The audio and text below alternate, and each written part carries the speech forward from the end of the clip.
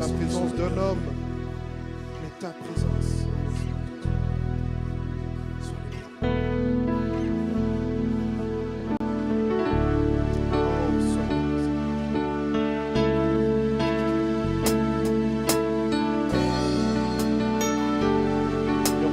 Merci pour cette grâce. Merci pour cette grâce infinie, Seigneur. Nous ne méritions pas, Seigneur, de nous trouver en ce lieu. Simplement par ta grâce. Simplement parce que tu l'as permis que nous puissions venir. Simplement parce que tu as permis que nous puissions nous réveiller encore en ce jour. Merci pour cette grâce. Une grâce infinie, Seigneur. Un amour inconditionnel. Sois béni, Seigneur.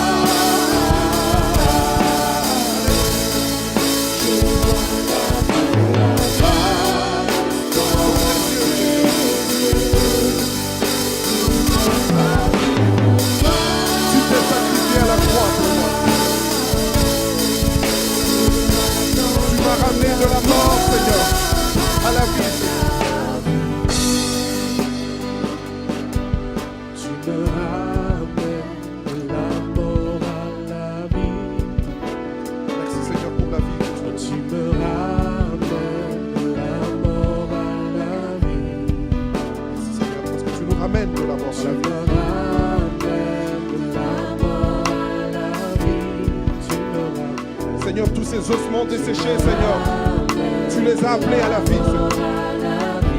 C'est ce que tu as fait pour moi, oh Dieu. Tu me ramènes de la mort à la vie. Tu me ramènes. L'esprit de la mort a quitté mon corps. De la mort à la vie. Merci parce que tu nous ramènes, Seigneur.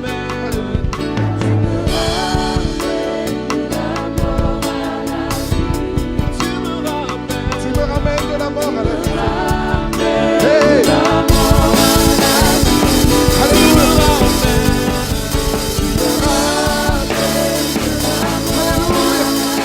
Merci Seigneur pour la vie.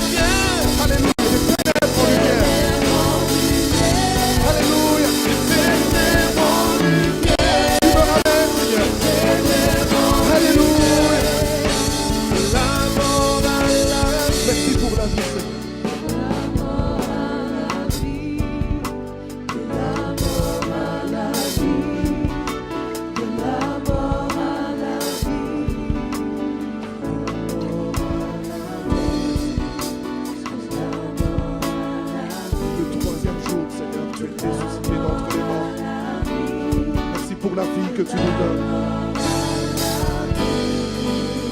Merci pour la vie. Merci Seigneur Jésus. Merci Seigneur Jésus pour la vie que tu mets en nous. Merci Seigneur Jésus. Alléluia. Alléluia. Est-ce qu'on peut acclamer pour le roi des rois? Proclamer la fidélité du roi des rois. Notre Dieu est un Dieu fidèle. Alléluia. Est-ce que vous croyez que notre Dieu est un Dieu fidèle? Dis à ton voisin et à ta voisine, mon Dieu est un Dieu fidèle. Mon Dieu est un Dieu fidèle. Mon Dieu est un Dieu fidèle. Répète-le, mon Dieu est un Dieu fidèle. Mon Dieu est un Dieu Mon Dieu est un Dieu fidèle. fidèle. Mon Dieu est un Dieu fidèle. Alléluia.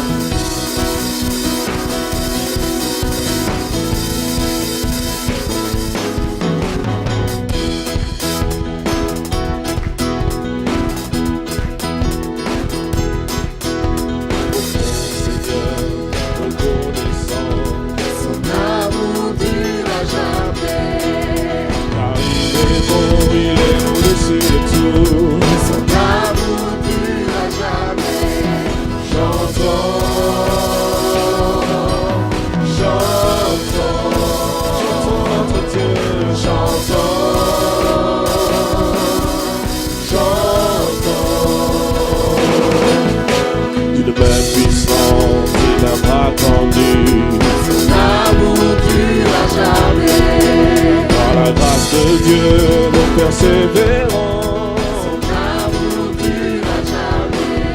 Nous chantons, chantons, chantons, chantons. À jamais Dieu est fidèle. À jamais Dieu est bon. À jamais Dieu est avec nous. À jamais, à jamais, à jamais Dieu est fidèle. À jamais il est À grand. jamais Dieu est grand.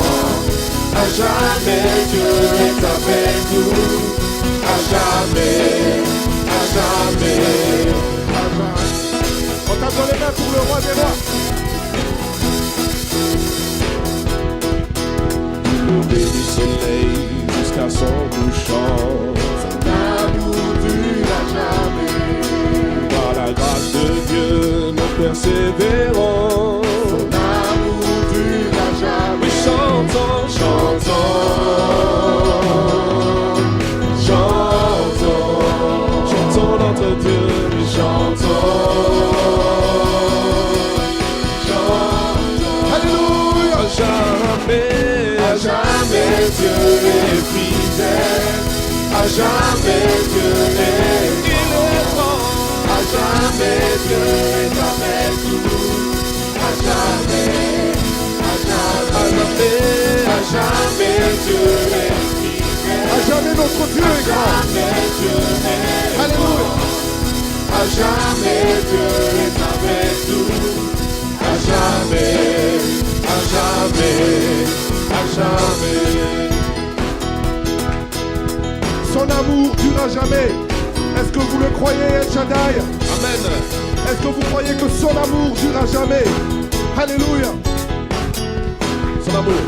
Son amour durera jamais. Son amour durera jamais. L'amour de Dieu Son amour durera jamais. pour tous les temps. Son amour durera jamais. Son amour durera jamais. Son amour durera jamais. Chantons, chantons,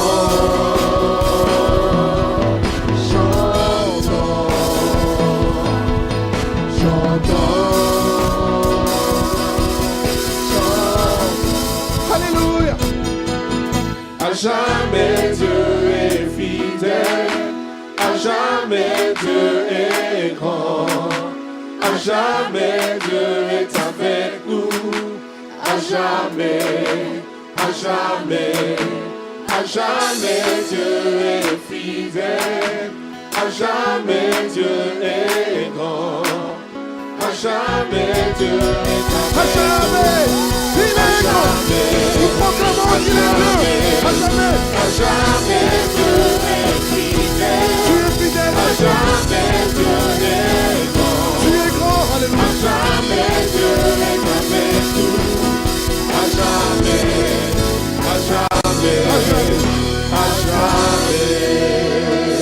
Poussons des cris de joie pour le roi des rois. À jamais tu es grand. Nul n'est comparable à toi, Seigneur. Alléluia. Sois béni, Seigneur Jésus.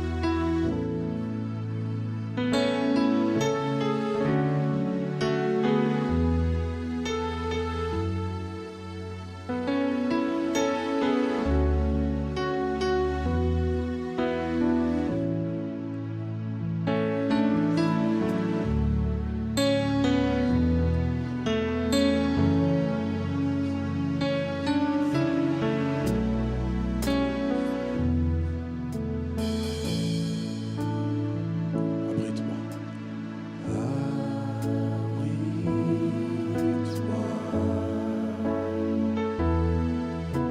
Sous tes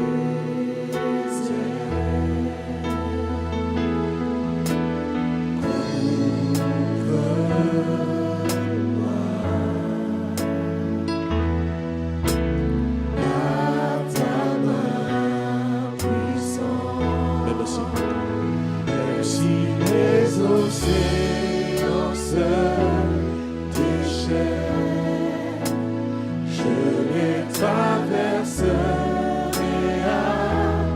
avec toi. Père, tu domines les tempêtes. Je suis tranquille car tu es là. Je suis tranquille car tu es là. En Jésus seul. En Jésus seul,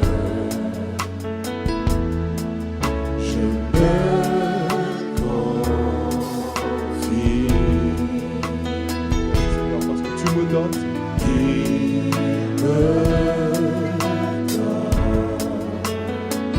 Force, force, calme et puissance. même si les océans se déchaînent, je les traverserai avec toi. Père, tu domines les tempêtes. Je suis tranquille car tu es là. Je suis tranquille car tu es là. Nous allons le chanter maintenant en portugais.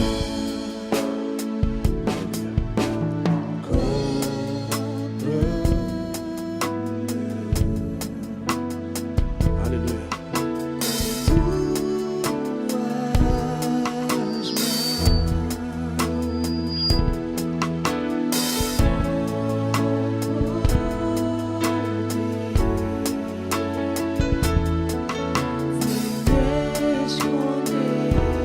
Esconder-se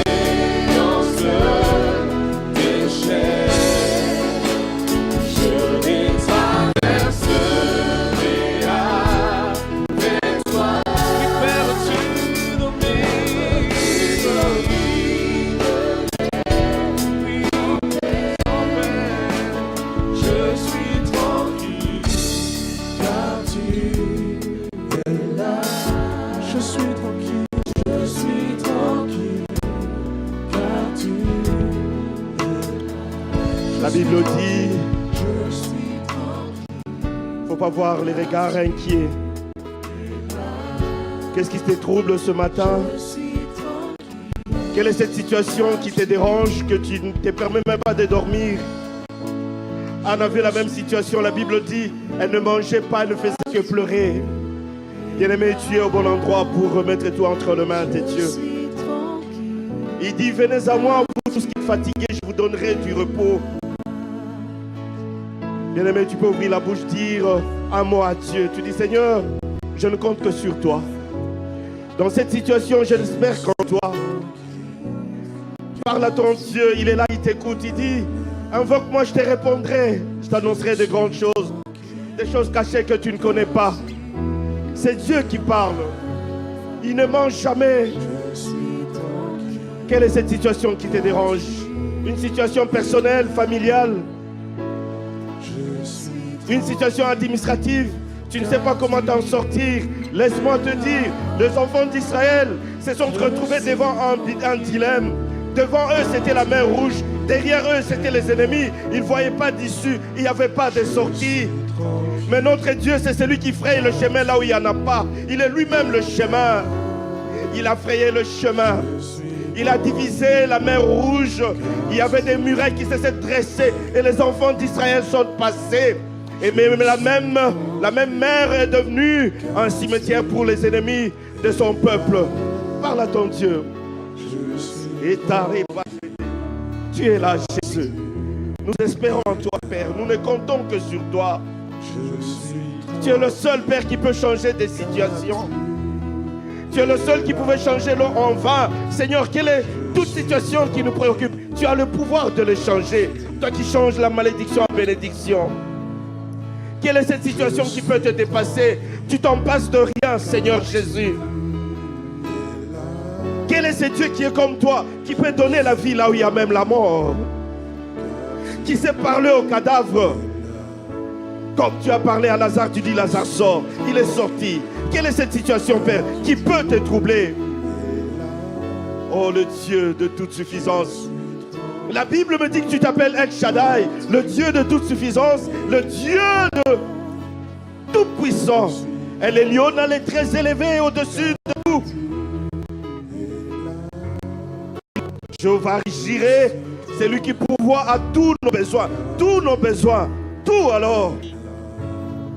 Jéhovah Rapha, là où il y a la maladie, toi tu dis, c'est par tes meurtrissures que nous sommes guéris.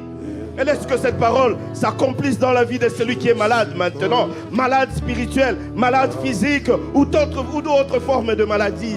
Et Tareba Shata. Et Arabasa Yaraba. Sabaoth, tu t'appelles l'Éternel des armées. Même s'ils nous font la guerre, ils ne nous vaincront jamais. Parce que nous avons celui qui est le chef de l'armée de l'Éternel, Jésus-Christ, notre Seigneur, notre Sauveur. Les lions de la tribu de Juda. Elohim et Karebo Sata. Alléluia.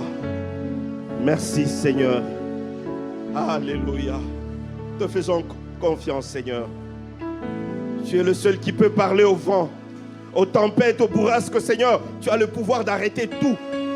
Parce que tout écoute le son de ta voix. Parce que tu es le créateur qui a tout créé. Dans le ciel, sur la terre et sous la terre. Il n'y a rien qui n'a pas été créé par toi. Et que tout, Seigneur, est sous ton autorité. Et tu nous as donné, à nous les êtres que tu as fait à ta ressemblance, cette autorité de marcher sur le serpent, sur le scorpion et sur toute la puissance du mal. Merci Jésus. Et tu nous as fait asseoir dans le lieu céleste avec Jésus. Quel pouvoir, quel privilège de se savoir enfant de Dieu.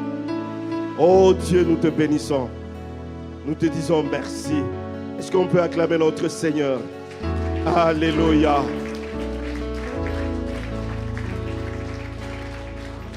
Non. Écoutez, arrêtez. Non, je vais vous dire une chose. J'avais dit, est-ce qu'on peut acclamer le Seigneur de Seigneurs? Alléluia, et on acclame le Seigneur. Amen, amen, amen, amen. Gloire à Dieu. Merci bien-aimés. On peut s'asseoir, merci. Que Dieu soit loué. Voilà, c'est une grâce qu'on se retrouve ici au deuxième culte. Et vous avez remarqué que notre papa n'est pas là, il est en déplacement. Mais quand le papa n'est pas là, il y a aussi des oncles qui sont là pour gérer la maison. Amen. C'est ça notre sécurité. Et notre papa nous a toujours dit, et vous avez remarqué, nous recevons toujours, je pourrais même dire, des sommités dans notre église. Ce n'est pas de l'orgueil quand même, c'est une grâce. Donc aujourd'hui, nous allons recevoir le pasteur, le bishop Chimbombo Hubert. J'espère que la plupart d'entre nous le connaissent. Il est pasteur dans une église à Bruxelles. Ils habitent à Braine-le-Comte. Il est marié à une seule femme que vous voyez à côté, c'est Maman Léa. Et je voulais encore laisser le micro à Maman Léa. C'est une chantre de l'Éternel. Elle va nous dire un mot. Ils sont parents de 3 enfants, 2 garçons et une fille. Et je laisserai à Maman Léa le micro par nos acclamations.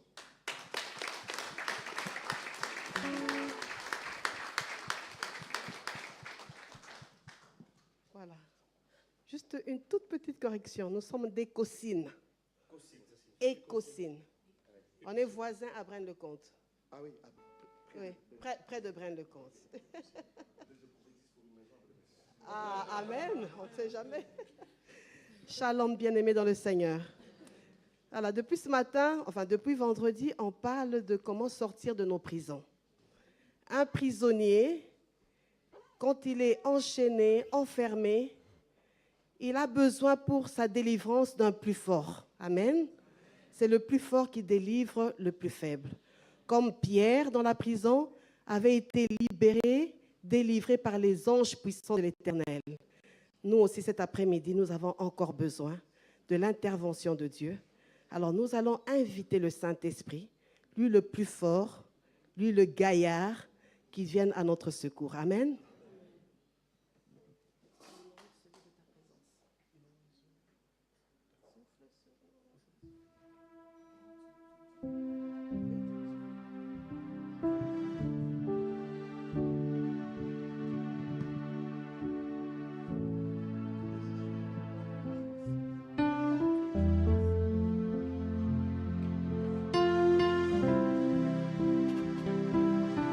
Soyez indulgents. Je ne suis pas au top de la forme au niveau de la voix, mais on fait avec. Amen.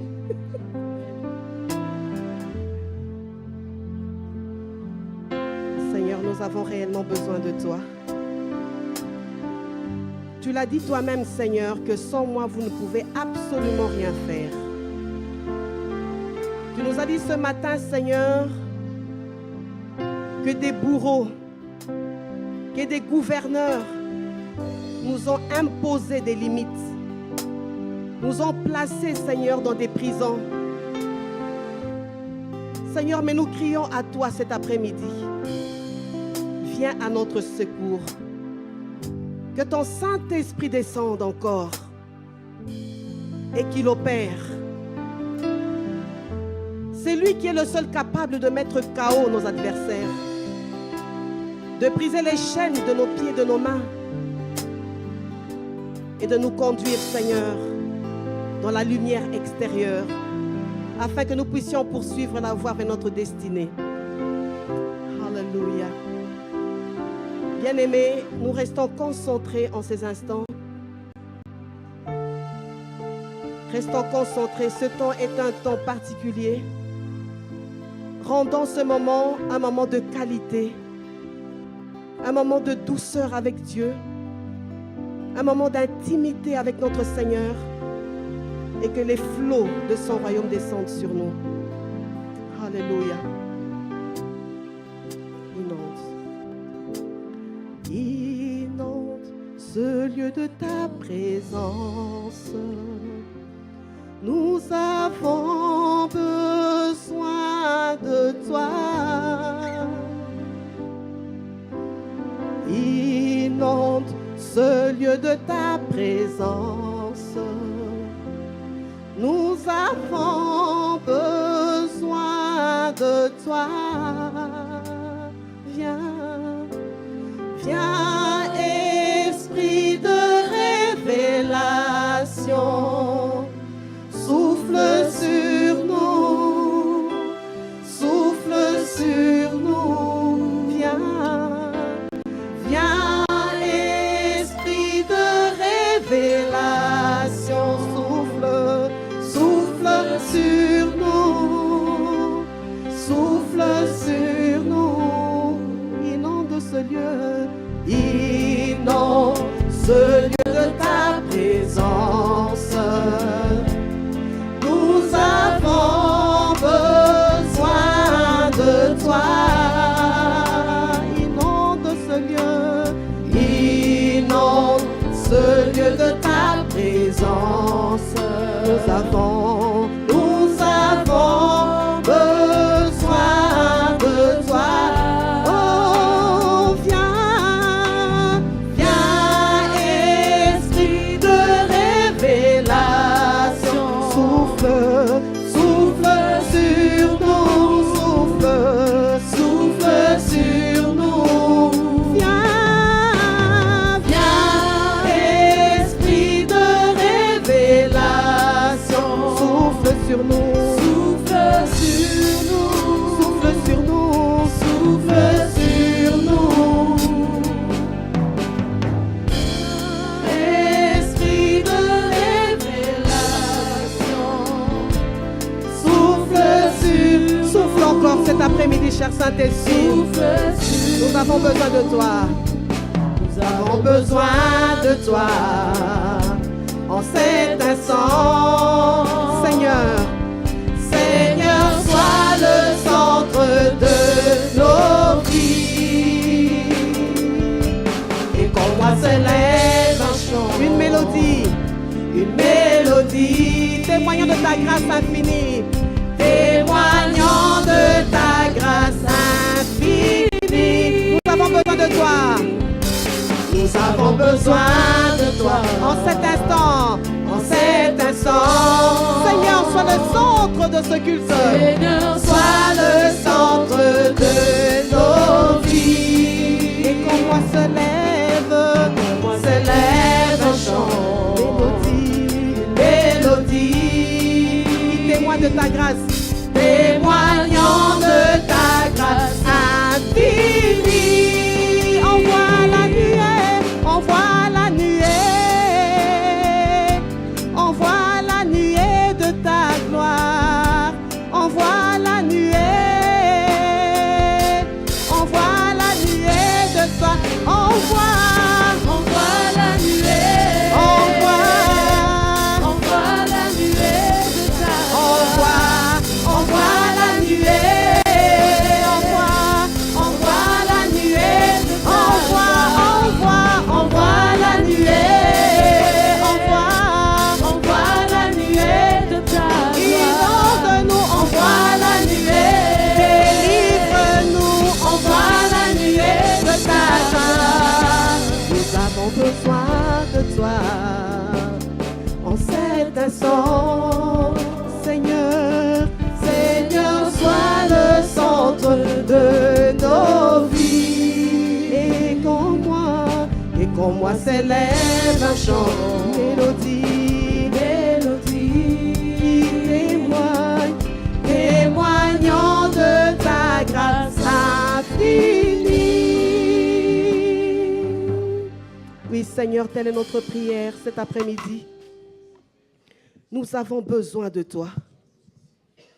Nous avons plus que besoin de toi. C'est un cri de détresse, Seigneur, de ton peuple. Nous avons besoin de toi. L'ennemi sait qu'il lui reste très peu de temps et il s'acharne, Seigneur notre Dieu. Il s'acharne comme un fauve s'acharne sur sa proie. Il s'acharne sur nous, ô Dieu de gloire. Viens nous délivrer. Viens nous sauver. Viens nous sortir des prisons.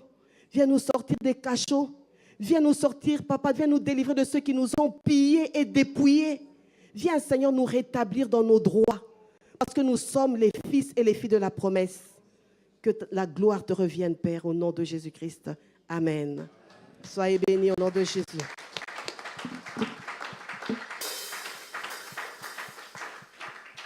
Gloire à Dieu, dans nos applaudissements, nous recevons l'homme de Dieu, le révérend Chimbombo Hubert.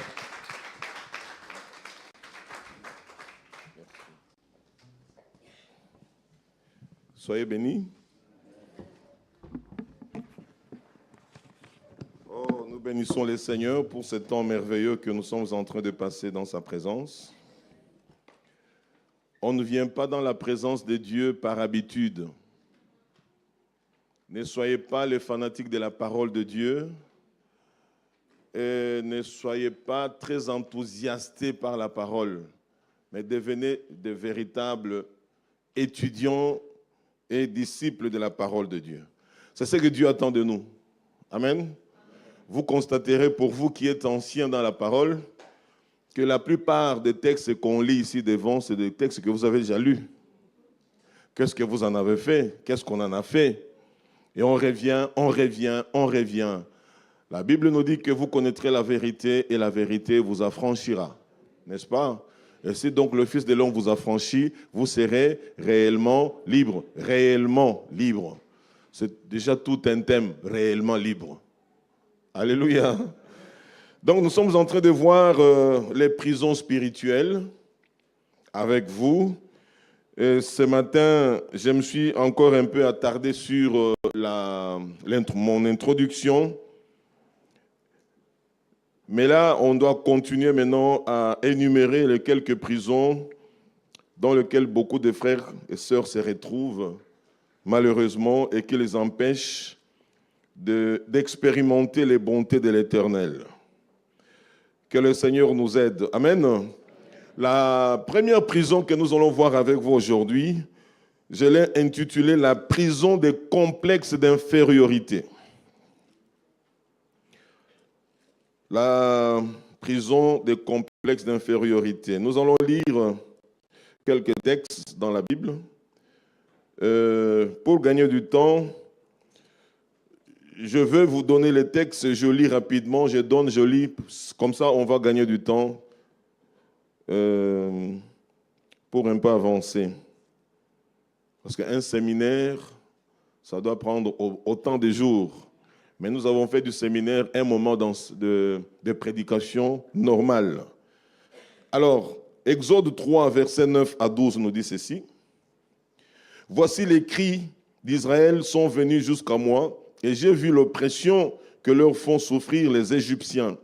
Maintenant, va, c'est Dieu qui parle à Moïse, va, je t'enverrai auprès des pharaons, et tu feras sortir d'Égypte mon peuple, les enfants d'Israël. » Moïse dit à Dieu, « Qui suis-je pour aller vers Pharaon et pour faire sortir d'Égypte les enfants d'Israël ?» Dieu dit, « Je serai avec toi, et ceci sera pour toi le signe que c'est moi qui t'envoie. Quand tu auras fait sortir d'Égypte le peuple, vous servirez Dieu sur cette montagne. Amen. » Bien-aimés, c'est le temps où le Seigneur décide de délivrer son peuple d'Israël, de la maison de Pharaon, du pays de servitude. Et le Seigneur, pour la délivrance de toute une nation, il cherche toujours un homme. Pour la délivrance du Grand-Duché de Luxembourg, le Seigneur cherche toujours un homme, une personne. Toujours une personne. Mais le choix de Dieu étant tombé sur Moïse, Moïse vivait dans un complexe d'infériorité. Il dit, « Seigneur, qui suis-je moi pour aller me présenter devant Pharaon? Qui suis-je pour aller prendre ton peuple et les délivrer de la main toute puissante de Pharaon? » Le Seigneur avait vu en Moïse le libérateur. Le Seigneur avait déposé tous les potentiels de leadership dans Moïse. N'oubliez pas que Moïse était un prince qui a grandi en Égypte. Il a été éduqué à l'université, à la connaissance, à la science des Égyptiens. c'était déjà un chef d'armée, c'était il construisait aussi, donc c'était un architecte, c'est quelqu'un qui avait tout. Mais lorsque Dieu lui parle d'aller affronter Pharaon, il dit, qui suis-je? Est-ce que tu continues à te poser cette question-là? Qui suis-je? Amen. Qui suis-je? Mais quand Dieu t'a déjà pointé ce que c'est toi, il dit, mais qui suis-je moi pour aller vers ces gens-là? Et là, il est en train d'aider Dieu. Au Exode 4, verset 10, il dit, Moïse dit à l'Éternel, ah Seigneur, je ne suis pas un homme qui ait la parole facile. Il se justifie, il corrige Dieu, il rappelle à Dieu, Seigneur, tu as oublié qui je suis, alors que Dieu l'a choisi. Amen. Oui, beaucoup de nous corrigeons le Seigneur, n'est-ce pas? Seigneur, tu n'as trouvé que moi. Hein? Dans cette église, il n'y a que moi. Il y a quelqu'un qui peut bien le faire. Combien de fois le Seigneur est venu vers toi? Bien-aimé, tu es dans ce que nous appelons la prison des complexes d'infériorité. Tu ne sauras jamais relever le défi alors que c'est Dieu qui t'envoie. Ah Seigneur, je ne suis pas un homme qui ait la parole facile. Et ce n'est ni d'hier, ni d'avant-hier, ni même depuis que tu parles à ton serviteur, car j'ai la bouche et la langue embarrassées. Il rappelle ça à Dieu. Je ne peux pas prier pour le malade, je ne peux pas évangéliser, je ne peux pas conduire le culte. Les jours où le pasteur me demande d'exhorter, c'est comme si le ciel me tombe la tête. Seigneur, je ne peux pas, je ne peux pas. Peuple de Dieu, les complexes d'infériorité fera que le Seigneur peut te sauter. Et la même mission qu'il t'a donnée, il donne à quelqu'un d'autre. Et conséquence, tu deviendras jaloux. La jalousie aussi, c'est une prison. Et quand tu tombes dans la jalousie, tu es dans la prison et tu commences à détruire les autres par les calomnies étant les résultats aussi des prisonniers. Vous comprenez un peu la chaîne? Le Seigneur lui dit, arrête, sache que c'est moi qui t'envoie. Et quand ce peuple te posera la question, tu leur diras, le Dieu de vos pères Abraham, Isaac et Jacob m'est apparu, c'est lui qui m'envoie vers vous.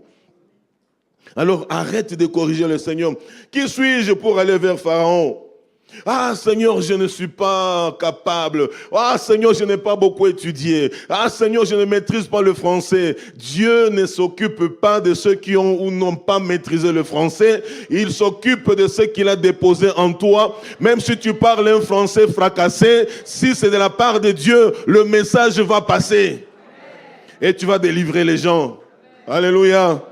La prison des complexes d'infériorité. Est-ce que dans cette société, au Luxembourg, est-ce qu'un homme comme moi, on peut me connaître? Est-ce qu'un homme comme moi, Dieu, vraiment, tu t'es trompé? Ici au Luxembourg, moi. Et le Seigneur te dit, oui, toi. Parce que tu ne te connais pas bien. Dieu te connaît mieux. Alléluia. Vous allez voir, bien aimé, que la plupart de ceux qui avaient le complexe d'infériorité, Dieu n'avait pas cédé. Dieu n'avait pas cédé, c'était à ces hommes-là de se plier devant la volonté souveraine de Dieu. Et finalement, Moïse, il a tellement discuté, le Seigneur dit, allez, arrêtons maintenant. Qui vient derrière toi là? C'est Aaron. Alors, toi, tu seras prophète pour Aaron, et Aaron parlera à ta place. Mais je ne retire pas ce que j'ai donné. Dieu ne se répand ni de son appel, ni de ses dons. Amen. Bien-aimé, es-tu dans ces complexes-là? Au milieu des chrétiens, tu es complexé. Au milieu des païens, tu es complexé. Sur le lieu du travail, complexé. Diplôme en main, tu es complexé. Je veux quand même chercher ce travail-là. Bon, si on a pitié de moi, on peut me prendre. Mais tu as la compétence. Ça appartient au violent. Tu sers un Dieu vivant. Je refuse cette prison de complexe d'infériorité parce que le Seigneur a dit, je veux aller avec le Seigneur. Il dit, mais Moïse, arrête, je serai avec toi, j'irai avec toi. C'est-à-dire que toi, tu me représentes et tu me laisses moi faire le travail. Le complexe d'infériorité, soyez-en délivrés. Amen. Sortez de cela. Il y a des hommes d'affaires qui ont des milliards. Moi aussi, avec Jésus, avec Dieu, avec la parole de Dieu, je me dis que moi aussi j'atteindrai des millions. Si Dieu permet, j'atteindrai le milliard. Sortez de ces complexes-là. Je n'arrive pas à gagner une âme. Alors que le Seigneur m'a dit de faire des nations des disciples, au nom de Jésus-Christ, je veux gagner des âmes dans ces pays. Et j'en gagnerai plusieurs, des centaines. Et tu commences, bien aimé, à sortir de ce complexe-là. Le complexe d'infériorité, quand tu es dans cette prison-là, c'est plus les voix étranges qui te parlent. Tu ne peux pas, tu ne sauras pas, arrête. Voilà pourquoi déjà même dans une réunion, les gens ne parlent pas. Quand on lui pose on lui donne la parole, oh non, non, comme les autres ont dit là.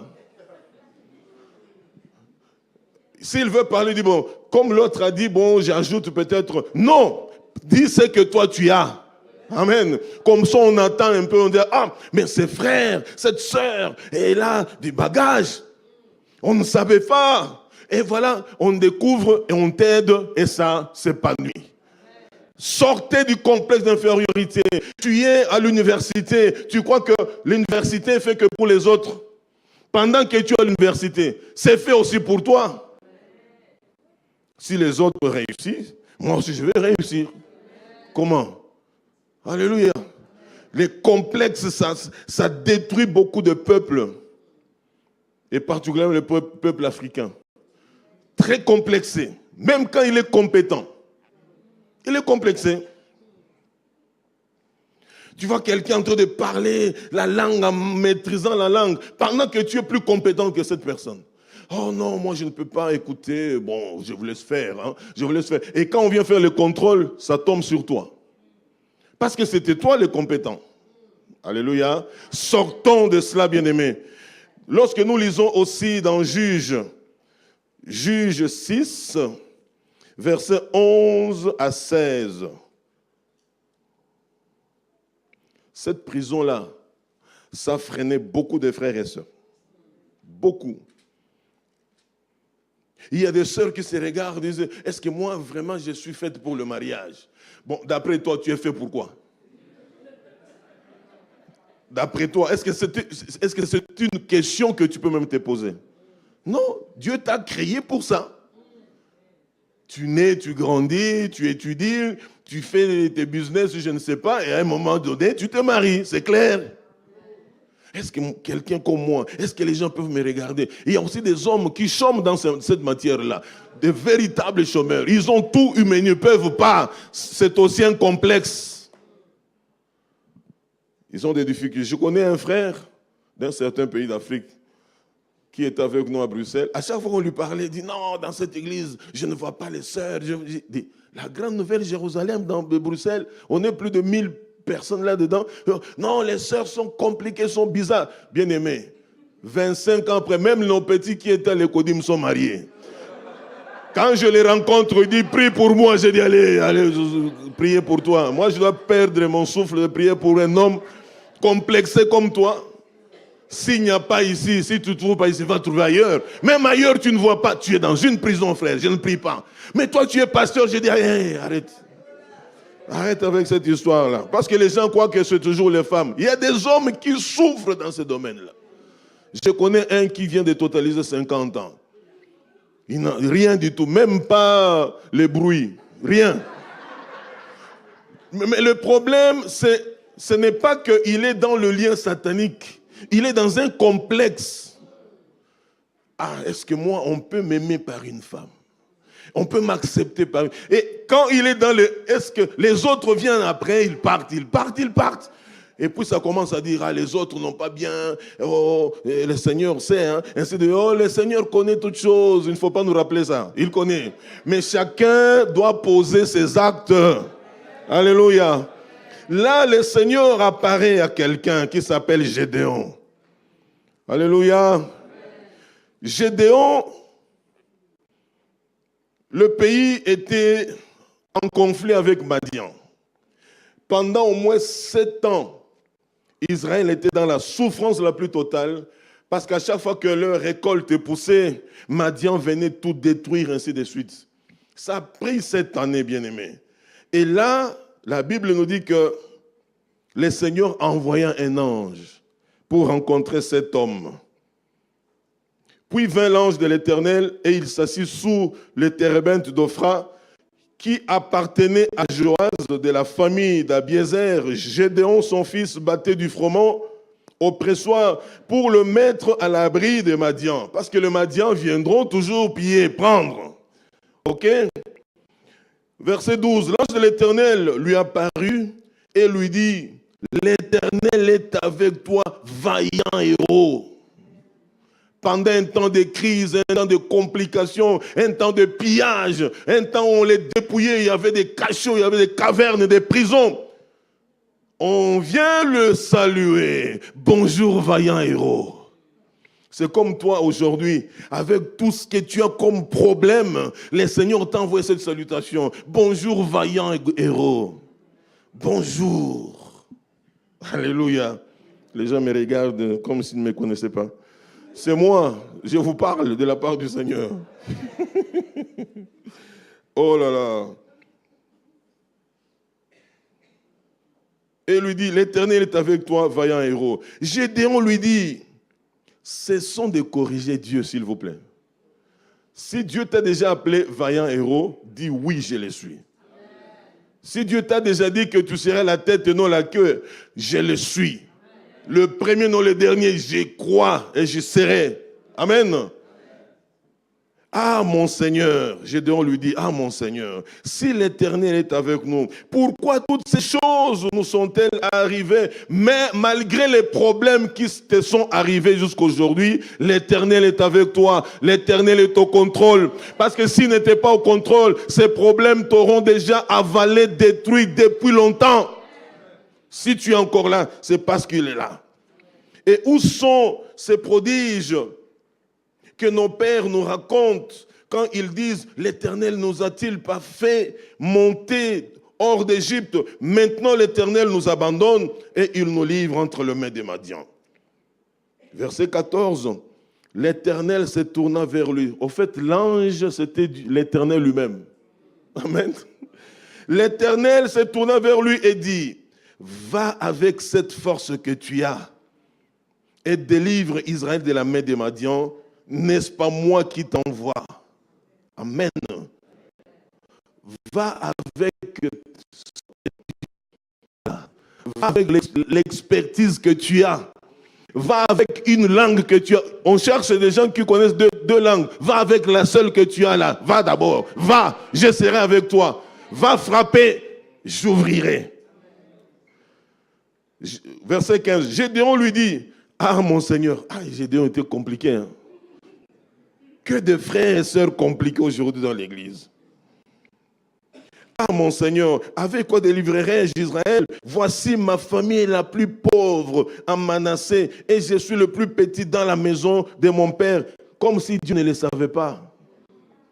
Seigneur, je suis un simple Africain en Europe. Seigneur, tu sais toi-même vraiment. Seigneur, moi, dans ma famille, je n'ai même pas beaucoup étudié. Je suis même la cadette de tout le monde. Personne ne m'écoute. Le Seigneur dit, va avec le peu que tu as. Arrête avec ton complexe là d'infériorité. Je serai avec toi. Bien-aimé, comme je vous ai dit, quand Dieu a déjà pointé du doigt, il ne retire pas. Gédéon, ça sera toi. Et tu dois aller. Et je serai avec toi. Va. Et lorsque maintenant Gédéon commençait à remporter des victoires, il avait oublié cette histoire. Heureusement pour nous, Dieu parfois il passe outre notre incrédulité. Et voici que cet homme est parvenu à la grandeur avec Dieu, à délivrer Israël. Pourquoi? Parce qu'à un moment donné, il s'est dit, je suis aussi. Ne t'effraie point. Prends courage. Je serai avec toi. Tu battras Madian comme une seule personne. Tu verras ce que je ferai. Oh, je vois encore David, alors qu'il avait vu que tout Israël, pendant 40 jours, pendant 40 jours, et comme Goliath est sorti le matin et le soir, 2 fois 4, 80 fois, il venait les injurier, les humilier. Il injuriait leur Dieu. L'armée d'Israël, tout le monde tremblait comme des mouches. Et un gamin vient, même ses grands frères veulent l'intimider. Il dit, mais où est le mal? Qu'est-ce qu'on fera? Ou qu'est-ce qu'on donnera à celui qui va terrasser cet incirconcis-là? Lui, il a entendu maintenant le rapport. Celui qui va tuer cet homme-là, le roi fera de lui son gendre. Il lui donnera sa fille. De 2, il va franchir sa famille. De 3, il lui donnera beaucoup de biens. Il dit, ah, quelle occasion! Quelle occasion! Il est allé chez le roi. Il dit, roi, calme-toi. Moi, j'irai combattre. Il dit, mais mon fils, toi aussi, tu ne vois pas ton âge. Cet homme-là est exercé depuis. Bien aimé, les démons sont exercés plus que vous et moi. Ça fait des milliers de siècles qu'ils existent. Tu n'es pas plus fort, tu n'es pas plus malin que les démons. Ils ont été des anges, n'oublions pas, qui ont vécu dans la présence de Dieu pendant autant d'années. Alors le Seigneur te dit, va avec moi, tu battras. Et voici, ce jeune homme-là, il descend aussi sur le ring. Il dit, toi tu viens contre moi, avec des javelots, avec des épées, mais moi je viens contre toi, au nom de l'Éternel des armées, le Dieu d'Israël que tu as injuré. Aujourd'hui, je donnerai ta tête aux oiseaux du ciel. Il a brisé son complexe. Mon frère, ma soeur, tu t'élèves dans ta famille, tu brises ce complexe-là. Désormais, dans ma famille, je veux voir des hommes et des femmes valorisés au nom de Jésus. Je brise cette prison de complexe d'infériorité. Et voici que les géants tombent. Tous ceux qui tremblaient avant retrouvent la force. Ils ont poursuivi les Philistins. Ah, aujourd'hui, on va vous... Mais un seul était récompensé. C'était celui qui était sorti du complexe d'infériorité. Amen. Deuxième prison pour ce soir, c'est midi, cet après-midi. Voilà. La prison de la conformité familiale. La conformité familiale. Nous allons lire cela dans Jérémie 35, versets 6 à 10. La conformité familiale, la prison de la conformité. Versets 6 à 10. Je vous lis rapidement le texte. Mais ils répondirent, nous ne buvons pas de vin, car Jonadab, fils de Récab, notre père, nous a donné cet ordre. Vous ne boirez jamais de vin, ni vous, ni vos fils.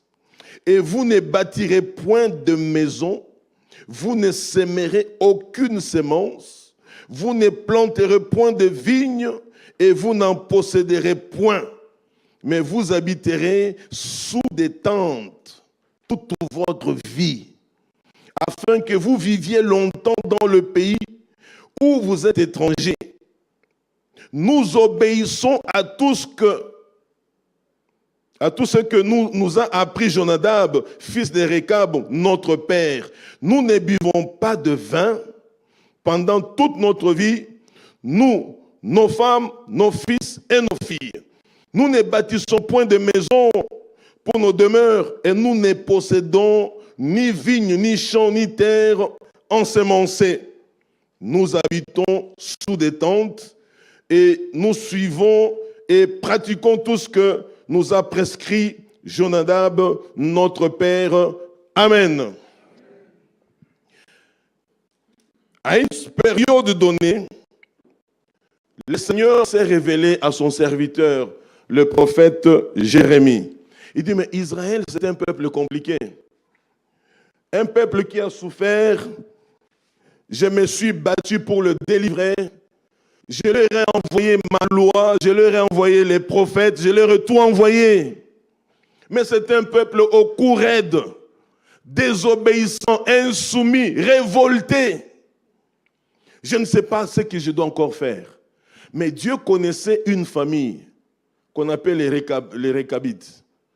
Il envoie maintenant son serviteur. Il dit, je donne mes commandements, mes ordres à Israël. Moi qui suis Dieu, qui les ai délivrés, ils ne m'écoutent pas.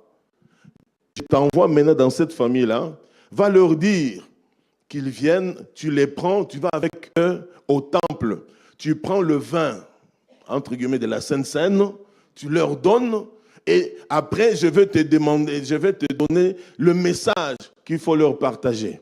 Il est allé, il ne savait pas pourquoi Dieu l'a envoyé là-bas. Il leur dit, écoutez, Dieu vous aime tellement, il m'a dit de vous prendre, nous allons aller au temple, et je vais vous servir le vin du temple. Ils ont dit, hey, hey, nous, dans notre famille, vous avez écouté la lecture, dans notre famille, pas de vin, pas de vigne, même pas de champs. Et plus loin encore, nous ne bâtissons ni maison, ni usine. Nous, ce sont les tentes, nous vivons comme ça. Bien aimé, c'est ce que nous appelons la conformité familiale. Il y a des décrets qui ont été décrétés sur votre famille. Cette famille, pendant autant de générations, pas d'universitaire, pas de mariage, pas de voyage, pas de succès, pas de réussite, ainsi de suite. Et quand maintenant, malgré vous priez, on vous parle un peu des choses, et dit non, mais dans notre famille, nous sommes toujours comme ça. Ce n'est pas un brevet de mérite, frère. Non. Dans notre famille, c'est comme ça, même nous marier, c'est toujours compliqué. Bon, c'est devenu comme ça. Non. Qui a parlé? C'est un inspecteur, on a vu ça au premier culte. Un inspecteur ou un commissaire. Les gens qui ont décrété des ordonnances, des décrets sur votre famille. Vous ne réussirez jamais. Dans votre famille, il n'y aura personne. Vous voyez qu'il y a des familles, même lorsqu'on a un problème sérieux, on regarde, il n'y a personne auprès duquel on peut aller. On regarde l'oncle tel, il n'a rien. Tante, rien. Papa lui-même, n'en parlons pas. Les enfants, il n'y a rien. On est tous là. Mais nous vivons le souffle. On respire comme les bêtes, c'est normal, mais il n'y a personne qui peut venir en aide. Vous êtes une famille bien-aimée dans la prison de conformité familiale. Vous devez sortir de là. Alléluia. Or, dans notre famille, nous avons tous des maux de tête. Conformité. Tu n'es pas obligé d'avoir les maux de tête. Tu n'es pas obligé. Ah, dans notre famille, avoir des enfants, c'est compliqué. Ça ne m'étonne pas, même dans mon mariage. C'est comme ça. Quand quelqu'un vient pour te demander la main, tu dis oui, je t'aime, mais dans notre famille, pour avoir des enfants, c'est compliqué. Dès le départ, tu encourages cette personne-là de continuer avec toi. La conformité est là. Vous ne réussirez jamais. Donc, ça devient un état normal. C'est anormal. Nous avons vu dans la Bible, même lorsqu'une famille, ça ne marchait pas, il y avait au moins un. Pourquoi chez vous, il n'y a même pas un? Est-ce que Dieu vous hait? Est-ce que Dieu est injuste? Il n'y a que votre famille. Non, bien-aimé. Il n'y a aucun médecin dans votre famille. Aucun commandant de bord, aucun général, aucun inspecteur. Non, dans le vrai sens du mot. Aucun ministre, aucun. Et quelle est la référence que tu as de ta famille quand on te pose la question? Moi, j'ai un cousin. Il est petit, de loin derrière moi. Il est commandant de bord. Oui. Le jour qu'il avait reçu ça, j'ai dit Amen. Je peux me trouver quelque part dans l'aviation civile, là, quelque part. Si on me complique, est-ce que vous connaissez commandant de bord tel? Oui, c'est mon petit. Hein. Ça fait un peu ma fierté. Je ne sais pas si je le ferai un jour, mais si on me pousse à le faire, je le ferai. Et je le dirai. Alléluia. Tu arrives dans une ville, on te complique. À un moment donné, tu dis non, la dernière arme, c'est le nom de mon vieux là. Est-ce que vous connaissez le général tel? Mais c'est mon grand frère direct. Ah mais petit, pourquoi depuis tout ce temps tu ne parlais pas? Mais vous connaissez mon nom, vous connaissez son nom. Ah mais il y a beaucoup de gens qui portent ce nom-là. Ah oui, allez, passe. Oui. Mais dans votre famille, il n'y a rien. Quand même une fille veut se marier, aïe, une seule fille veut se marier. Dans toute la famille, il n'y a rien. Bon, on arrête un peu 250 par personne, mais c'est beaucoup. Il faut aller même à ça. Et pour que les sang sortent, c'est tout un problème. Alors qu'il y a des familles, quelqu'un dit, qui s'est marié? La nièce telle, je prends tout. Mais j'oblige tout le monde à être au mariage. Parce que quand je prends tout, j'ai l'autorité. Je veux voir tout le monde là-bas. Et ils savent que, si je ne veux pas, lorsque chez moi il y aurait un mariage, qui le fera? Alors quand même. Pourquoi? Parce que c'est toi. Dieu t'a bien-aimé. Même les grands frères se sont prosternés devant Joseph. Et lorsque David a fait cela, ses grands frères ont regardé ce petit-là et dit, on croyait que tu blaguais. Il dit, oh vieux, moi je connais les dieux, il m'a oint. Et voilà une famille qui est bloquée complètement. Même si vous allez en Europe, dans notre famille, on n'achète pas de maison.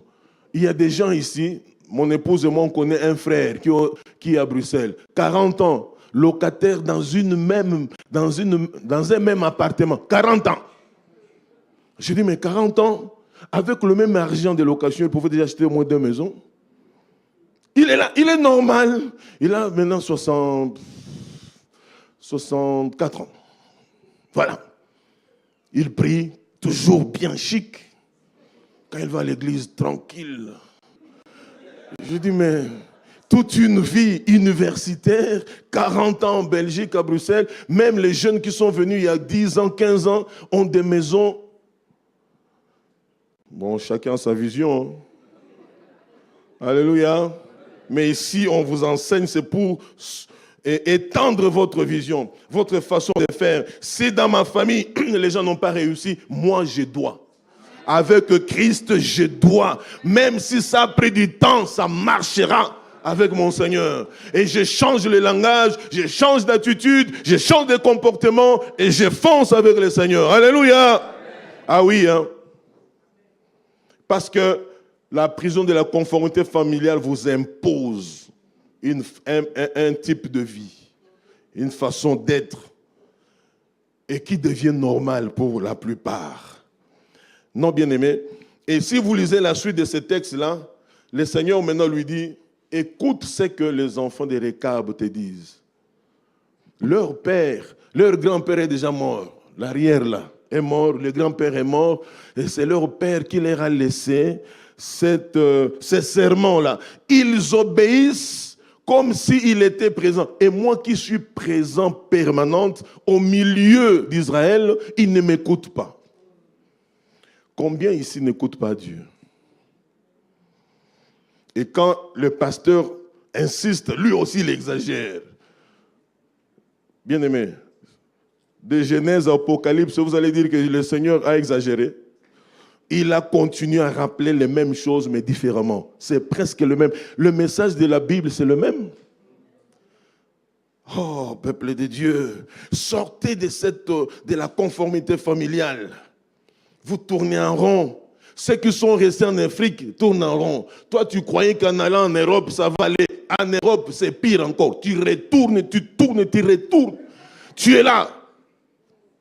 Il y a même d'autres qui ont des difficultés même de rentrer en Afrique. Parce que tu n'as rien à présenter là-bas. 25 ans après. Il y a quelqu'un qui avait passé autant d'années aux États-Unis. C'est pas 30 ans.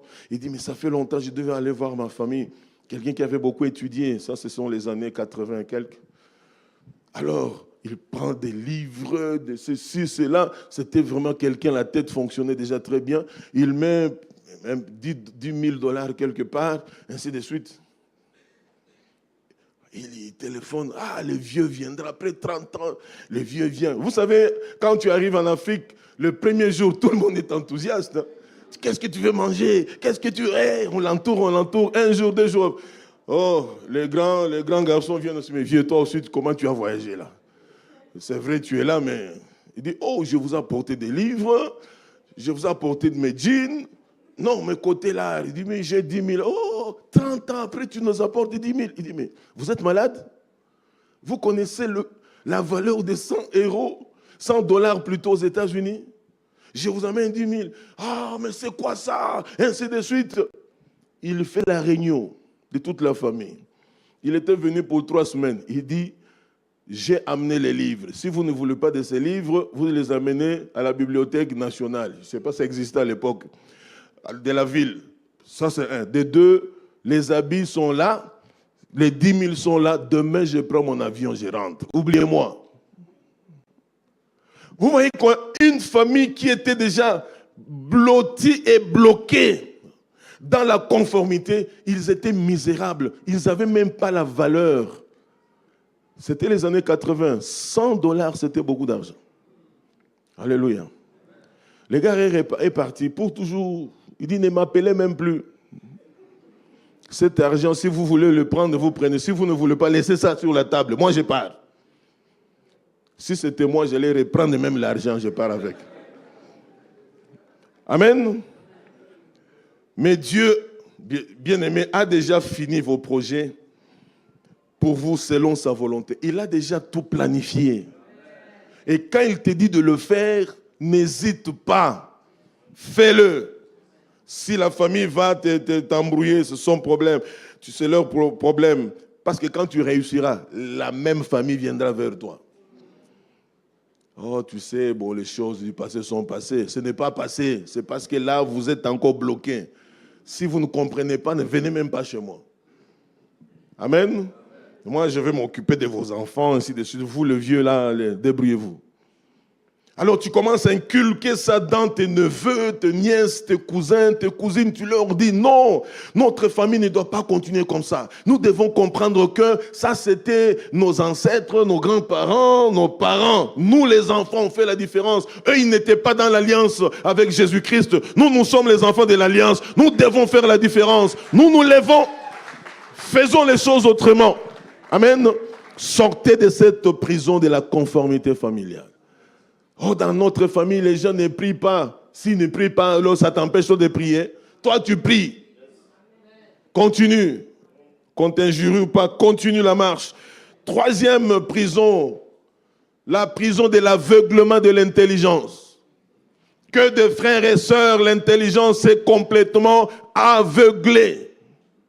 Vous ne voyez pas les choses essentielles. Vos yeux sont ouverts sur des futilités.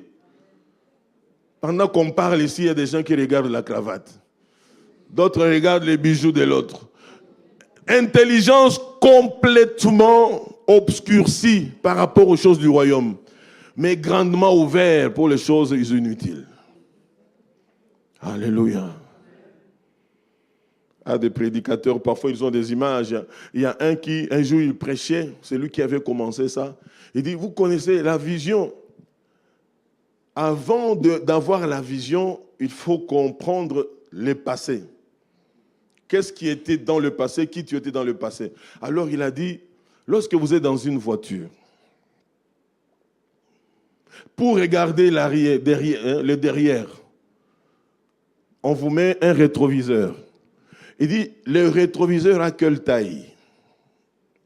Mais pour regarder devant, on vous met vraiment un grand bazar. Pour vous signifier que ce qui est important, c'est ce qui est devant. Là, on te prévient seulement de regarder pour faire attention, on ne sait jamais. Mais l'essentiel est devant. Amen. L'intelligence, l'aveuglement de l'intelligence. Ô peuple de Dieu, si nous aimons le Seigneur, laissons le Seigneur faire son œuvre en nous. La plupart ici, nous souffrons parce que autant de fois Dieu nous a parlé, nous avons dit, ce n'est pas nous, c'est quelqu'un d'autre. Et laissez les autres aller de l'avant, ne les critiquez pas. Tu es au chômage assis là-bas. Il y a des gens qui chantent ici, qui sont au chômage ici. Je ne sais pas si je me fais bien comprendre. Tu devrais être ici. Peut-être celui qui chante ici devait être ailleurs, en train de faire mieux quelque chose. Il y a des chômeurs avec micro comme je suis là, ils transpirent, mais il est au chômage devant Dieu. Il devait être peut-être efficace dans l'intercession, ainsi de suite. C'est ça le problème de l'intelligence aveuglée, l'aveuglement de l'intelligence. Je vais prêcher comme le bishop Adama, tu ne seras jamais Adama. Je veux faire les choses comme le pasteur Hubert le fait. Je suis Hubert, tu ne le seras pas. Et ce que tu fais, je ne saurais jamais le faire. Quand je vois Azaël jouer, c'est un gamin que je voyais à l'époque à l'Ecodim. Ce qu'il fait là, si on fait ça, le culte est pourri. Alléluia.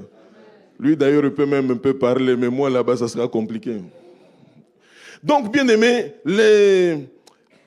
la prison de l'aveuglement de l'intelligence, le premier texte, nous le lisons dans 2 Corinthiens 4. 2 Corinthiens 4, versets 1 à 4.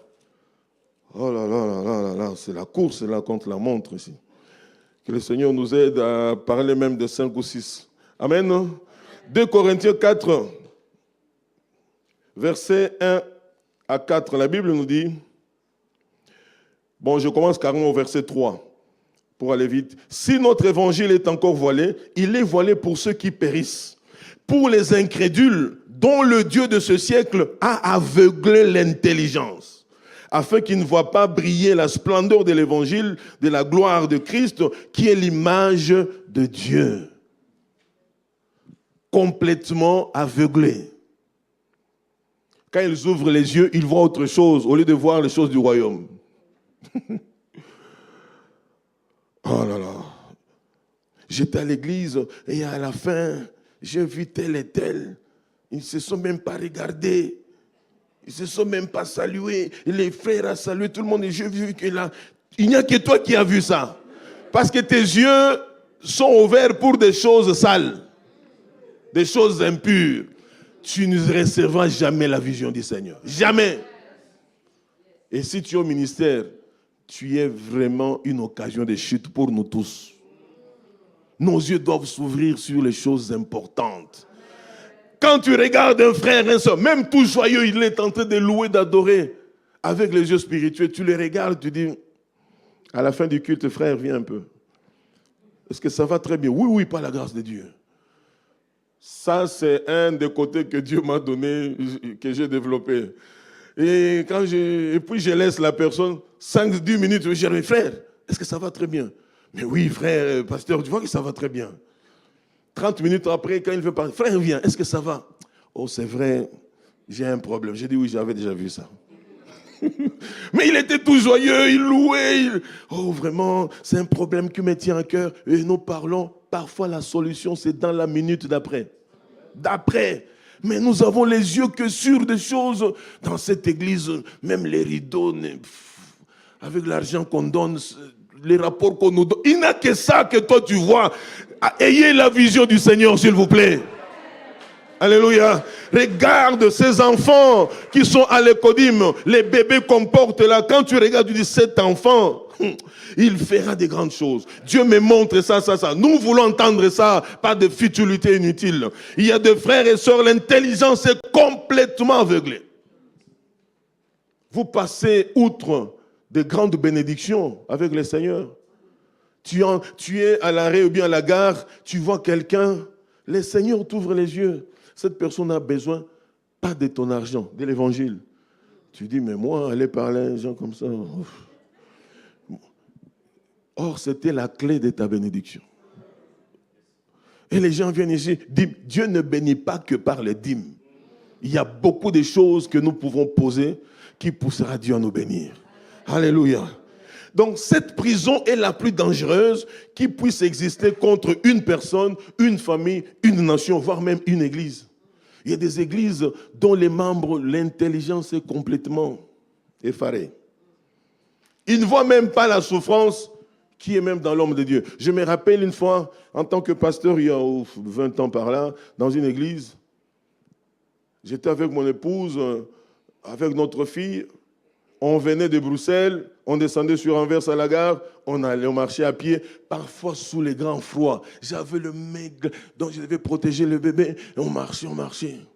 On arrivait, on ouvrait l'église, on chauffait, pendant que des frères et sœurs avaient des voitures.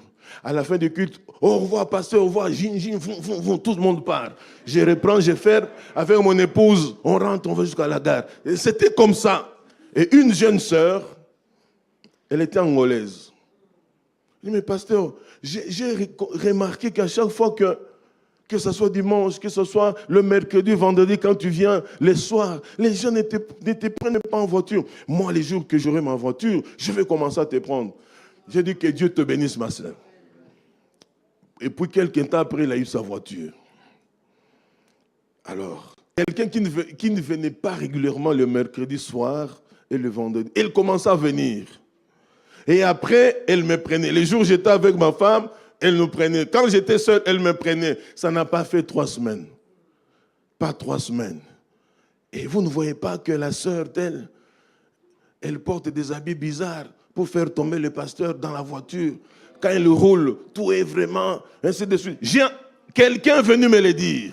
Elle ne le savait pas. J'en ai informé à mon épouse. J'ai dit, écoutez ce qu'on parle de notre fille là. Alors, un mercredi soir, il m'attend. J'ai dit, ma fille, attends, tu peux partir, j'ai encore des activités ici. Vendredi, dimanche, 2 semaines, elle est venue carrément à la maison. Elle m'appelle, elle dit, papa, tu es à la maison. J'ai dit, ok. Elle vient, avec mon épouse, on était là. Dès qu'on a ouvert la porte, elle commence à pleurer. Ah, elle pleurait. J'ai dit, qu'est-ce qui se passe? Ah, papa, il y a des gens qui disent que moi, je te prends dans ma voiture pour te séduire et que je porte des habits bizarres. Moi, j'ai dit, tu as compris pourquoi les 2 dernières semaines, je ne voulais pas monter dans ta voiture. J'étais déjà au courant. C'est quel genre de personne? Elle a quitté l'église. Je l'ai supplié, elle est partie. Voilà les gens qui ont des yeux sur des choses bizarres. Alléluia. Voilà. Ici, vous êtes gentils. Le pasteur a déjà sa voiture, c'est bon. Alléluia. Bien-aimés, n'imitez pas les ministères de quelqu'un. Vous ne savez pas d'où il vient. Parce que si vous voulez être comme tel, est-ce que vous êtes prêt à? Les gens sont déjà venus crier sur nous à la maison comme ça, devant mon épouse. Ah, toi, pasteur, ces derniers temps, je faisais trop de cauchemars. J'ai compris que c'est toi qui étais le sorcier de ma vie, devant ma femme. Et je les regarde, je dis, même en tant que païen, cette histoire de sorcellerie n'est passée même par ma tête. Maintenant que je suis pasteur plus de 20 ans, bon, combien de gens nous ont claqué la porte? Pasteur, je viens dans cette église, je ne comprends. Dans le bureau, hein.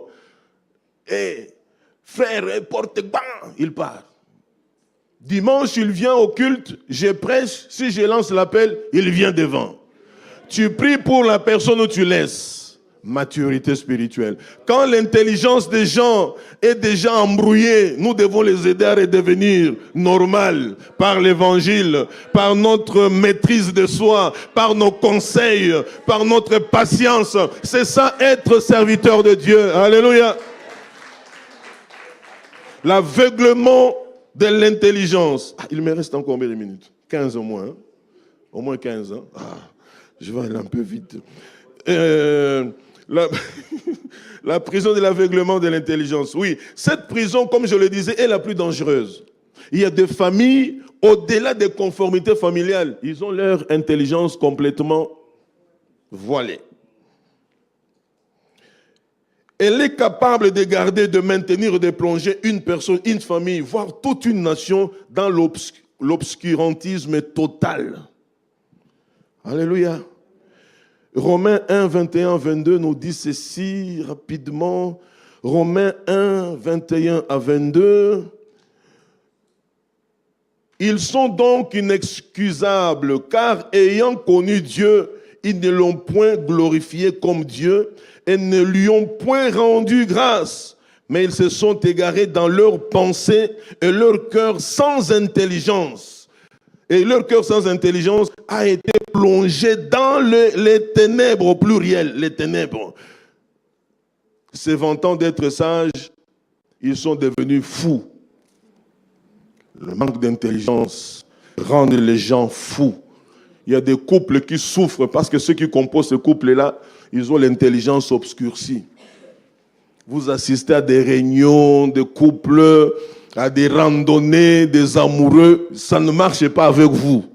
Intelligence complètement obscurcie. Amen.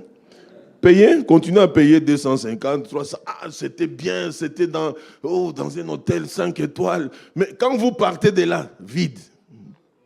Nous, on prend l'argent, on paye l'hôtel, Le reste, on met dans la caisse. Et puis, dans 6 mois, on aura notre réunion.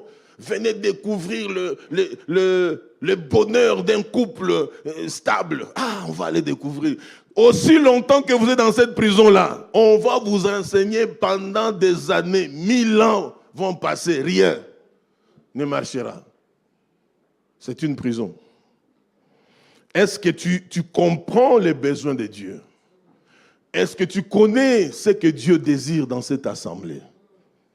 Oh, frère. Surtout ces frères-là qui comptent l'argent. Oh. On soupçonne même quelqu'un à prendre de l'argent alors qu'il ne prend même pas l'argent. Alléluia. Cette sœur-là, depuis qu'on lui a donné la responsabilité d'accueillir les serviteurs de Dieu, elle se croit, hein? Ton intelligence est vraiment... Mais dans la société, tout le monde ne peut pas faire la même chose. Amen. Même dans cette église, si on nous demande tous de faire la même chose, il n'y aura pas de culte ici. Il y a des gens qui nous accueillent, il y a des gens qui ont veillé à la propreté, il y a ceux qui ont répété hier pour que vous entendiez cette belle musique, il y a celui qui vient aussi de loin pour vous apporter la parole. On est tous là, il y a ceux qui filment, il y a ceux qui nous suivent au loin, chacun fait quelque chose et ça donne de l'harmonie dans l'église. Alléluia. C'est comme ça, peuple de Dieu. L'aveuglement de l'intelligence. Éphésiens 4, 17 à 18 nous dit ceci. Ils ont l'intelligence obscurcie. Ils sont étrangers à la vie de Dieu à cause de l'ignorance qui est en eux, à cause de l'endurcissement de leur cœur. Tu es ignorant des choses du royaume. Tu n'avances pas. Tu fais reculer l'église. Quand on te donne des responsabilités, c'est toujours quand ça arrive à ton tour, à toi, que ça bloque. Les gens doivent encore jeûner, prier, jeûner. Alors que le problème, c'est toi. Tu es à Caen, à Cannes, dans cette église. À Caen et à Cannes. Vous connaissez l'histoire d'Akan, non? Non? Oui, hein? Israël, quand Israël fut battu une fois dans la ville d'Aï, le Seigneur avait donné de l'ordre. Quand vous entrez dans cette ville-là, ne prenez rien. N'entrez pas dans ces maisons-là et ne prenez rien et détruisez tout sur votre passage. Il y a un certain Akan, il avait vu de l'or. Il avait vu un manteau de Chinéa. Aujourd'hui, on peut appeler quel manteau?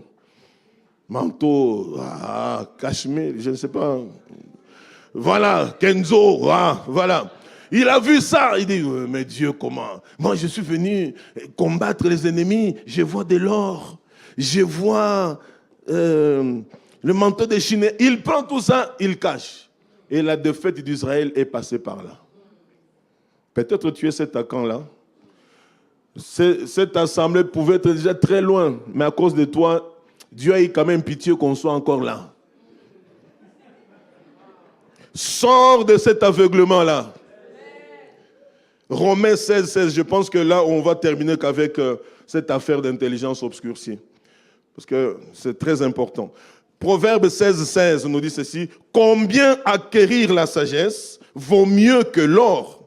Combien acquérir l'intelligence est préférable à l'argent? Tu cherches de l'or, tu cherches de l'argent sans intelligence. Tu es obscurci. Tu seras toujours misérable, pauvre. Nous connaissons des gens dans un ex-pays Z qui avaient parfois des diamants, de l'or, qui injuriaient tout le monde. Même leur belle-mère, ils injuriaient tout le monde. Ils n'avaient même pas de respect. 15 ans, 20 ans après, ils n'ont plus rien. Rien. Quand je dis rien, c'est rien. Intelligence obscure. Bien-aimé, combien acquérir la sagesse vaut mieux que l'or? Demandons de la sagesse au lieu de demander de l'or. Demande de la sagesse avant de chercher le travail. Demande de la sagesse avant de commencer les affaires, le business. D'abord la sagesse et puis combien acquérir l'intelligence est préférable à l'argent. Il y a des gens, aujourd'hui, ils sortent d'ici, une enveloppe de 2500 tombes entre ses mains. Oh Dieu, il s'agit de nous-mêmes là. Gloire à toi Seigneur. Une semaine après, il n'a plus rien et il n'a rien fait avec cet argent-là. Et puis tu vas dire Dieu est méchant, Dieu est mauvais. Non, ton intelligence est dans une prison. Tu ne vois pas très loin. Tu ne vois pas très loin. J'ai béni le Seigneur en venant en Occident. Nous découvrons qu'il y a des familles qui ne font que de la pomme de terre. J'arrive ici, je dis, mais comment une famille ne peut que faire pomme de terre? Et vous dites, je suis la 5e génération. Ah! Mais ils ont des maisons, ils ont des compagnies, et d'autres ne sont que dans la tomate. Tomate. Je dis, mais bien, quand vous avez l'intelligence renouvelée, en partant d'une tomate, tu deviendras millionnaire. C'est ce que le Seigneur tentait de nous dire là. La sagesse. David était fort. C'était un général d'armée puissamment utilisé. Mais par manque de sagesse et d'intelligence, nous connaissons ce qui lui est arrivé. Salomon n'était pas un véritable commandant de guerre, et ainsi de suite. Mais au nom de la sagesse, nous savons aussi ce que Dieu a fait avec Israël. Pendant 40 ans, c'est le seul roi de toute l'histoire d'Israël. Pendant 40 ans, il n'y a pas eu de guerre en Israël. Il y a eu la paix, il y a eu la prospérité. Mais en fin de compte, il avait aussi sa faiblesse que nous connaissons tous, jusqu'à 1000 femmes. Bon, l'intelligence parfois...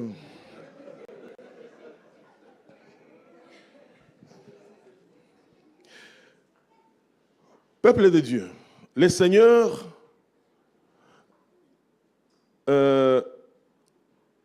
me conduit ces derniers temps, quand j'enseigne ou j'exhorte, d'éviter le spectacle.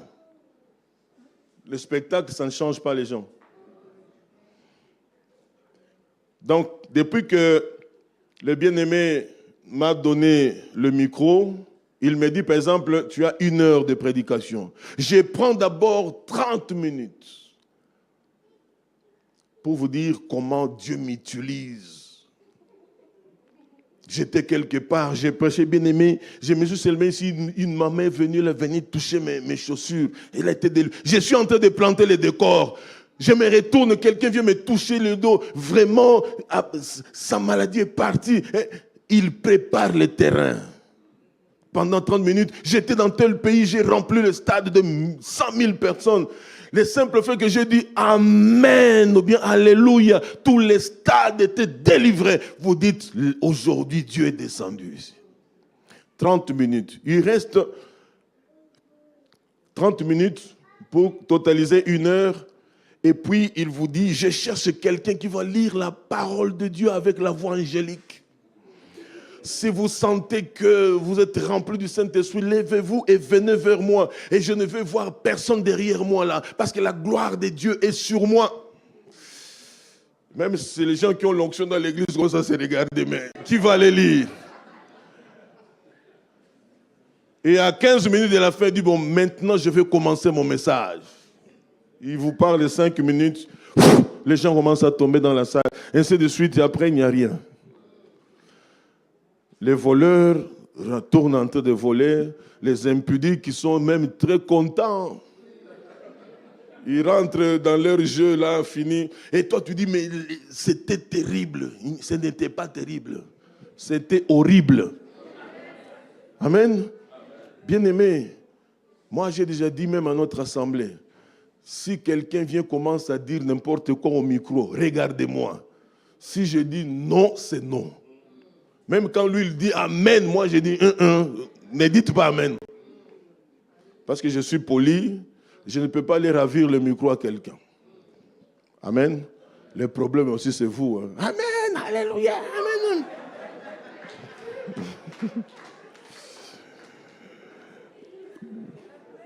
Il y a un autre passage qui est dans 2 Chroniques, encore 5, hein? 5, hein? Bon. 2 Chroniques 1, 7 à 12. Là-dedans, il y a la demande de Salomon. Après que Salomon ait construit le temple, il a offert des milliers de brebis, ainsi de suite.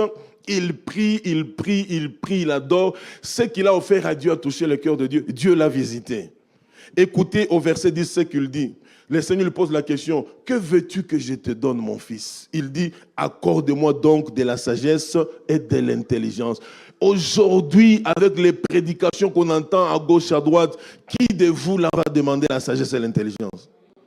L'onction sans intelligence, c'est du poison. Désolé de le dire brutalement comme ça, c'est comme ça. Il y a des frères et sœurs dont Dieu a fortement béni. Mais par manque d'intelligence et de sagesse, les ministères se sont vraiment éteints. Ils commencent à sillonner le monde entier. Moi, Dieu m'utilise. Ce n'est pas un problème d'utiliser. C'est un problème d'être avec Dieu pour accomplir la volonté de Dieu. Un point trait. Amen. Que vous tombiez, que vous ne tombiez pas, que vous criez ou pas, que vous vomissiez pas, ce n'est pas mon problème. Mon problème, c'est cette parole. J'enseigne, bye bye, je pars. Et oubliez-moi à ce moment-là. Accrochez-vous à la parole. Accorde-moi donc de la sagesse et de l'intelligence afin que je sache me conduire à la tête de ce peuple. Car qui pourrait juger ton peuple, ce peuple si grand? Il a compris que, Seigneur, c'est la sagesse et l'intelligence qui vont m'aider à conduire ce peuple, à bâtir cette nation. Bien-aimé, peut-être pour sortir ta famille de la conformité, de la loi de conformité familiale, il te suffit seulement d'avoir la sagesse et l'intelligence. Un jour, tu voyages au pays, tu rencontres les 4 ou 5 vieux restants là, tu commences à leur parler, tu leur parles normalement, avec sagesse, pam, pam, pam, pam. Au bout de 15 minutes, vous savez, le vieux, les larmes ne coulent pas, les yeux deviennent seulement rouges. Vous comprenez ce que je veux dire? C'est-à-dire que tu as parlé tellement, tu les as touchés, les yeux deviennent rouges, mais les larmes ne coulent pas. Le vieux, le vrai vieux, les larmes ne coulent plus. Rarement. Et là, tu as été dit, mais tu as grandi, toi. Hein? Tout ça, tu as puisé ça d'où? Là, tu dis, merci Seigneur, ce que je suis parvenu. Alors, vous allez entendre vous dire, va et fais ce que tu viens de dire là. Ça est de la part de Dieu, et de la part des vieux. Tu as délivré toute une famille. Tu n'as pas passé 40 jours de jeûne et prière. Oh, non, sagesse divine. L'intelligence, tu arrives quelque part. Vous voyez, 2 femmes se disputent un bébé. C'est compliqué. Ah, le roi Salomon qui avait demandé la sagesse, il dit, Seigneur, mais qu'est-ce que je fais avec cet enfant? Et la sagesse d'en haut lui vient dire, demande à 2 militaires de prendre cet enfant-là. L'un le prend la tête, le bas, l'autre au pied. Et puis, apportez-moi une épée. Bon, comme on ne sait pas se départager, diviser cet enfant en 2. Comme ça, chaque femme prend une partie.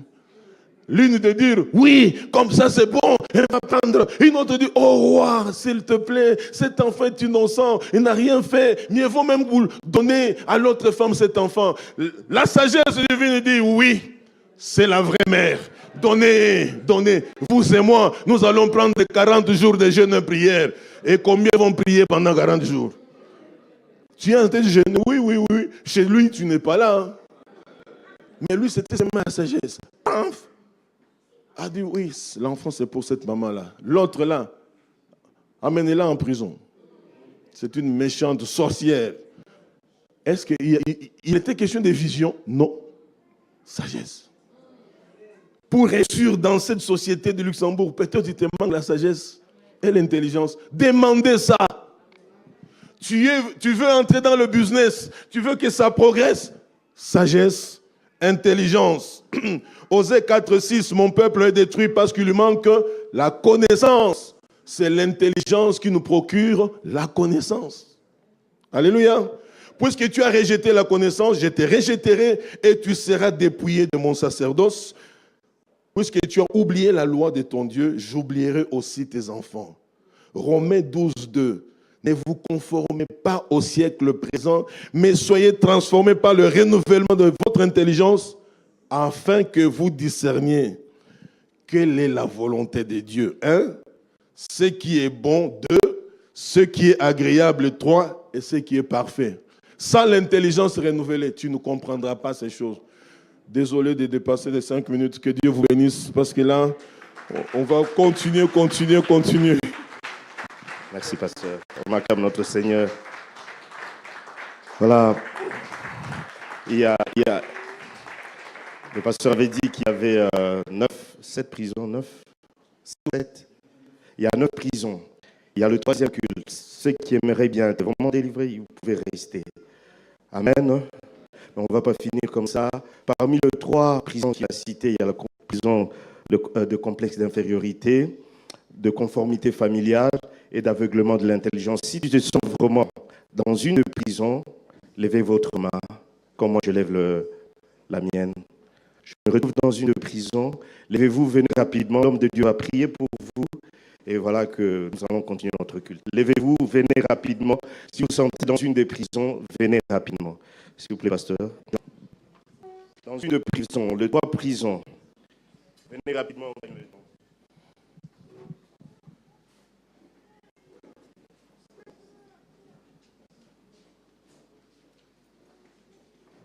Change mon cœur, Seigneur, et purifie-moi. Change mon cœur, Seigneur, que je sois comme toi. Jésus, tu es le potier, je suis l'argile. Brise-moi, façonne-moi, oui c'est mon désir. Que ce soit votre désir, bien-aimé. Change mon cœur, Seigneur. Vous qui vous êtes avancés pendant que nous chantons ces cœurs, présentez votre problème au Seigneur et les désirs de votre cœur. Parlez-lui clairement. En quoi vous vous êtes vraiment retrouvé? Complexe d'infériorité, la conformité familiale ou l'aveuglement de l'intelligence. Parlez clairement pendant un temps. Parce que lui, l'Éternel, nous sommes de l'argile entre ses mains. C'est lui qui nous donne la forme. Prions. Alléluia. Parle à ton Dieu. Parle à ton Dieu. Parle à ton Dieu. Oui, Seigneur. Mais voici au devant de toi, avec cette assemblée des saints, mes bien-aimés qui se sont avancés.